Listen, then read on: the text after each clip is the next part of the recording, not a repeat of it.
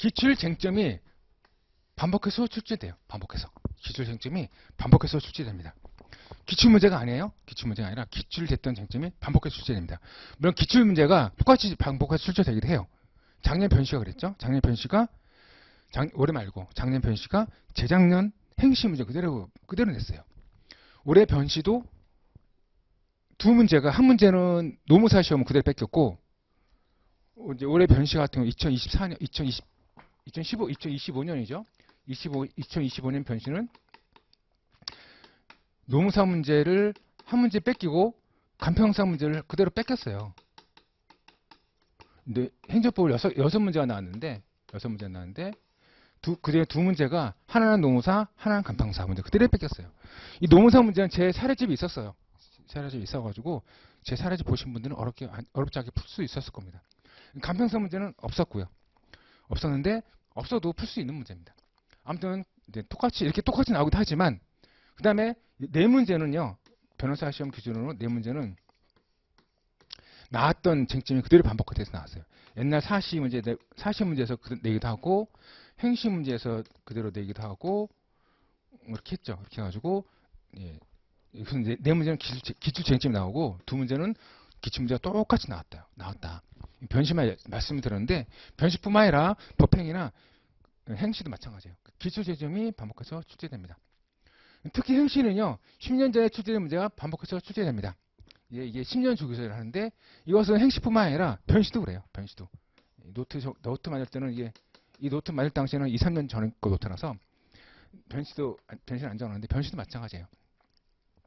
변시도 작년 변시가 한 문제가 10년 전에 변시 나왔던 문제 그대로 나왔죠. 이거 10년 주기설. 10년 전에 나왔다 하더라도 너무 오래전에 나왔기 때문에 제끼지 마시고 다시 또 나온다고 생각하고 보셔야 돼요. 그러니까 기출문제가 가장 중요하다는 거죠. 기출문제 나왔다. 10년 전에 나왔다. 15년에 나왔다 해서 제끼시면 안 돼요. 나왔으니까 또 나온다라고 생각하시면 돼요. 그 다음에 변호사 모의시험이 문제인데 변호사 시험이 너무 많아요. 너무 많아서 변호사 시험이 출제된 사례는 없었는데 근데 다만 하나 예외적으로 이 노무사 문제가 노무사 문제가 올해 변호사 시험 나온 것 중에 노무사 문제랑 똑같이 나왔다고 했잖아요.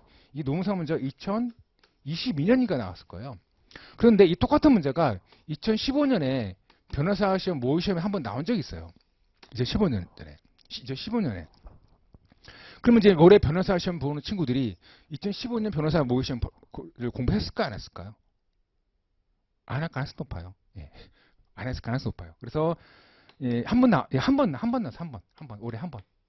근데 제 사라지 보신 분은요, 노무사 문제 그대로 있기 때문에 이거 보면 되는 거죠. 이제 제가 다른 시험, 제 사라짐은 옛날 사시, 변시, 행시, 그 다음에 법행, 입시. 그러니까 이거 중심으로 다 정리가 되어 있거든요. 돼 있는데, 노무사 문제를 보다 보니까, 노무사 문제가 이게 수년 사건일 겁니다. 수년. 중요한 판례거든요. 수년 사례. 나중에 할 텐데, 무효 등 확인 수정을 할 겁니다. 수년 사례인데, 여기서 노무사 문제가 나왔더라고요. 그래가지고, 느낌이 안 좋아가지고, 제 사례집에 넣었더니, 올해 나왔어요. 아무튼, 변호사 모의시험이 한 문제 변호사 2015년에 변호사 모의시험이 한 문제 나왔던 것이 올해 변호사 나왔긴 했지만, 노무사 문제랑 똑같더라. 기출문제를 공부를 하시면 돼요. 됐고요. 그 다음에 이제 변호사 시험이나 변호사 모의시험에서 객관식으로 출제된 판례가 사례형으로 바꿔오기 많이 나옵니다. 이 작년 행시도 그렇고요. 작년 행시, 입시가 재작년도 마찬가지고 이 변호사 시험이나 변호사 모의시험도 여기 모의시험도 포함됩니다. 모의시험에서 객관식으로 출제된 판례가 사례형을 바꿔서 나오는 경우가 상당히 많아요. 엄청 많아요. 엄청 많아. 예. 작년 행시는 전부 다 했다고 생각하시면 돼요.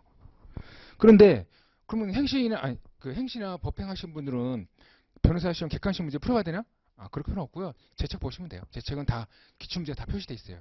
변호사 시험하고 변호사 모의시험에서 객관식으로 출제된 판례가 다 표시가 되기 때문에 이거 보시면 이제 공부하시면 돼요. 그 다음에 이제 기출쟁점이 이제 계속 반복되고요. 그 다음에 최신 판례가 출제가 되죠. 출제되는데 특히 1년 전 판례가 많이 출제되라.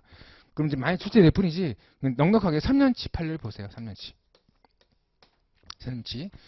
판례를 보시면 된다. 이렇게 하면 이제 준비가 다 끝나는 겁니다.